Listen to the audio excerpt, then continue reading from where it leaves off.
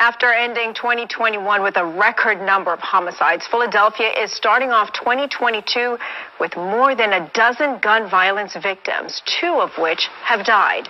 Eyewitness News reporter Jasmine Payuch joins us live from police headquarters. Jasmine. Alicia, as fireworks rang out last night, so did gunshots. Police confirming at least 14 people were shot, 2 were killed, one of them only 16 years old. Philadelphia's first homicide of 2022 happened around 1 o'clock this morning. Police say— I'm not even going to lie. I'm proud of Philly. It took them a whole hour. I promise you, I thought they were going to have somebody killed within like 5 or 10 minutes. If not, like as soon as the ball dropped. So a whole hour went by before somebody was killed. And you know that many people were outside.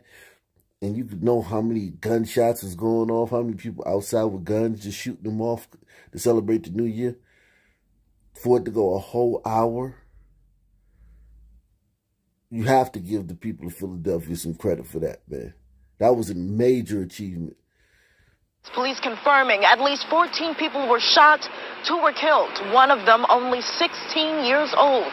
Philadelphia's first homicide of 2022 happened around 1 o'clock this morning. Police say a 33-year-old man was at a party in the city's Feltonville neighborhood when he was shot multiple times and pronounced dead on the scene. 2 other women were also injured but are expected to recover. About 20 minutes later, police responded to the 1600 block of Cecil B. Moore near Temple University's campus, where they found 5 people shot. One of the victims, a 16-year-old boy, was shot in the back of the head and pronounced dead at Temple University Hospital. What I can tell you is that the group was part of a larger group who were assembled here in this area for New Year's Eve, New Year's Day festivities when they were shot. We do not have a lot of information on the shooter. However, I can tell you that there are numerous surveillance cameras in this area. Our homicide detectives will be combing through that video to see what else we can glean with respect to what occurred here this evening. Police have not identified any of these victims, but Police Commissioner Danielle Outlaw released the end-of-the-year statement saying the department is committed to improving public safety in Philadelphia. We'll have more— Committed? Well, I don't know about committed. Because if you were committed, you would prosecute these guys that are going around the streets of Philadelphia shooting every damn body. You wouldn't give them bail when they get caught. It's the same guys over and over again. You can't be committed. There's no way you're committed to stopping crime and enhancing public safety.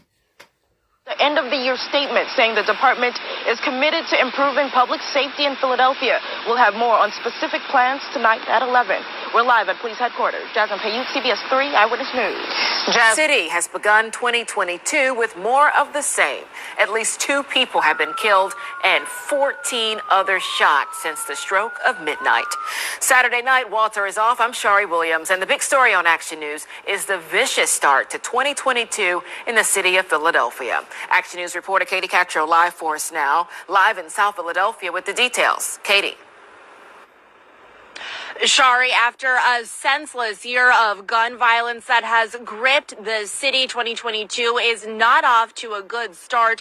Police say at least 14 people have been shot and 2 of those shooting victims are dead. We just spoke with council member Kenyatta Johnson, who spoke about the senseless gun violence and how it needs to end this year.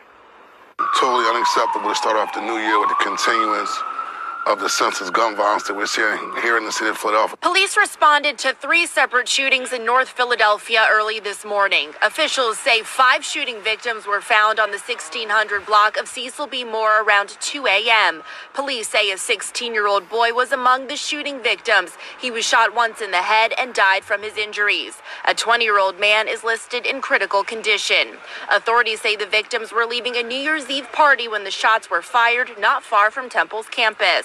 A short time earlier, Philadelphia police say 3 victims were shot while also leaving a New Year's Eve party in North Philadelphia. Police say a man and 2 women were found shot on the 100 block of East Luray Street around 1:30 a.m.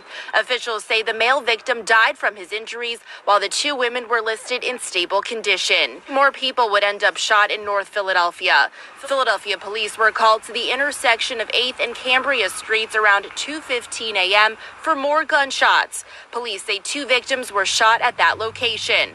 Police say a 36-year-old man was shot in the leg and a 22-year-old woman was shot in the eye. They are both listed in stable condition.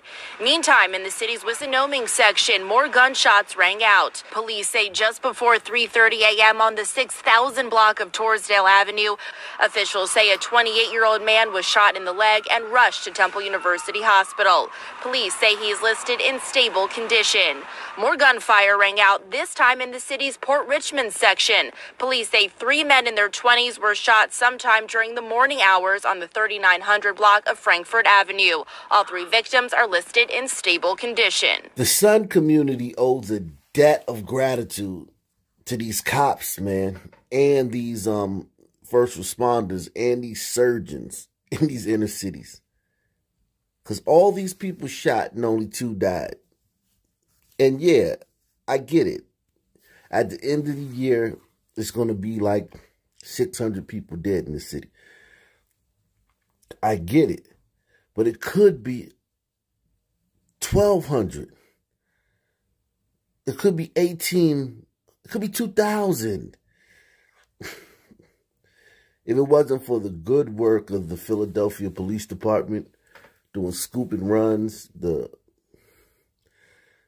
paramedics and first responders doing life-saving measures on the scenes, the surgeons, you know, in the operating room performing miracles, those are the real miracle makers. So it's time to, I think the Sun community gives it up for, you know, at least give it up for the surgeons. Okay, yeah, you can't say the cops because, you know, we're supposed to hate the cops because, you know, the cops is, you know, they just killing us all over the place and, you know, whatever them activists be saying. At least give it up to for the surgeons. Can you still keep your street cred and give it up for the surgeons?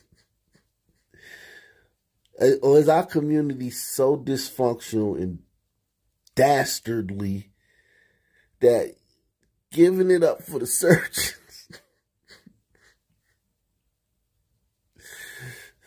giving the surgeons some love, you lose your Sun card.